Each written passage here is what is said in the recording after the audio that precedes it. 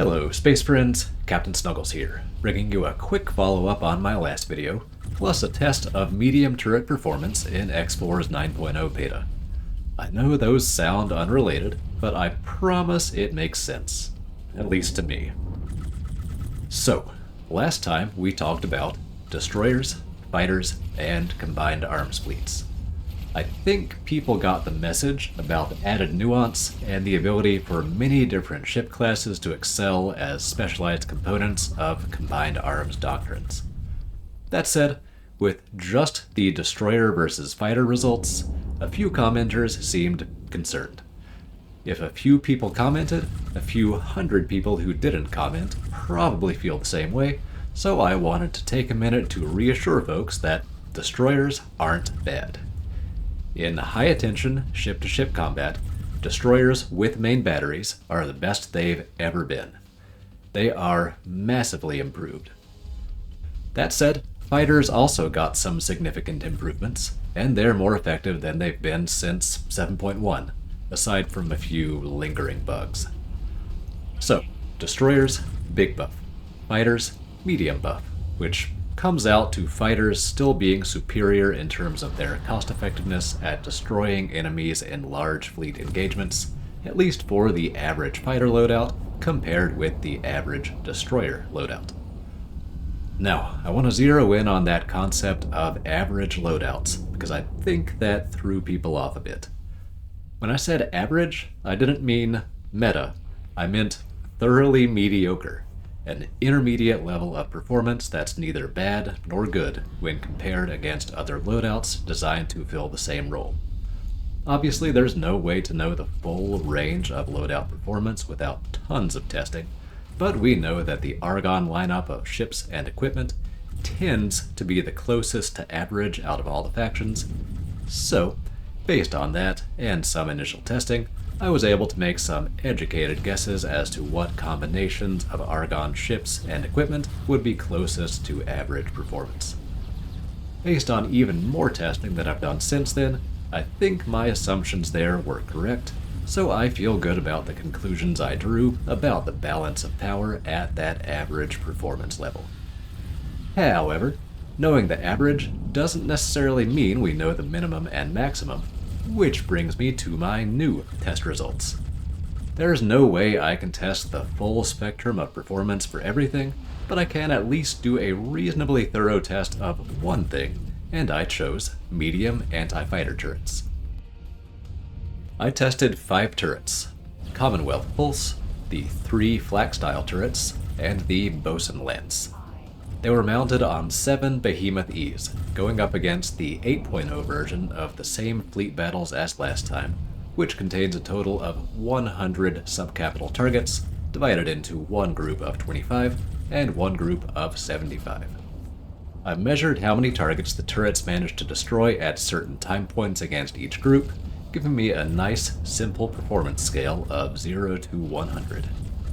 Obviously, there's a lot of variability in this test scenario, so I ran it multiple times for each turret, and then compared the averages. In last place was the Bosun Lance, with a score of 16. It's theoretically the most powerful of the long-range turrets with standard mounting requirements, and did very well against the group of 25 targets, but it fell off hard against the group of 75. With its low fire rate and its damage spread across so many targets, it just struggled to destroy anything before the target's shields recharged. Fourth was the Argonne Pulse turret, with a score of 19. Its performance didn't really vary between the small and large groups. It applied consistent DPS, but that DPS just wasn't high enough to make much of an impact. No surprise there. Third was Split Flak, with a score of 52. This one followed a very similar pattern to the Bosun Lance. Pretty good performance against the smaller enemy group, weaker performance against the large group, probably due at least in part to the relatively low fire rate. That said, it's still flak, so it still did okay, much better than either of the single target turrets I tested. Second was Argonne Flak, with a score of 59. It had solid performance against both enemy groups. It wasn't super impressive, definitely not best-in-class performance like the old Argon Flak, but it's a respectable choice with noticeably above-average performance. Then, first place went to the Blast Mortar. With a score of 79, it had by far the best performance out of the group. There was honestly no contest. This thing was absolutely dominant, with good damage, good accuracy, a respectable rate of fire, and of course the inherent anti-aircraft power that comes with all AoE turrets. Out of my 12 test runs, both of the best ones used blast mortars, including the one winning run that you've been watching in the background.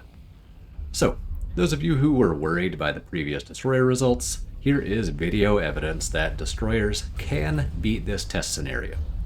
You just have to use above average loadouts, whereas fighters can win with average loadouts. So, that's what we know. What we still don't know is how the best destroyers will compare against the best fighters, or the worst against the worst.